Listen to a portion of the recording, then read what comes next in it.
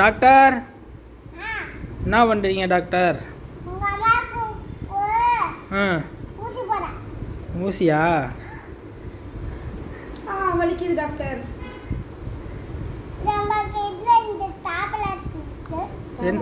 எத்தனை வேலை போடணும் டாக்டர்? 3 வேளை. 3 வேளை.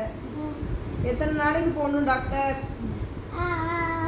3 வேளை. 3 வேளை எத்தனை நாளைக்கு போடணும்? என்ன டாக்டர்? சனிக்கிழமை வரைக்குமா? சரி டாக்டர். சரியா போயிடுமா?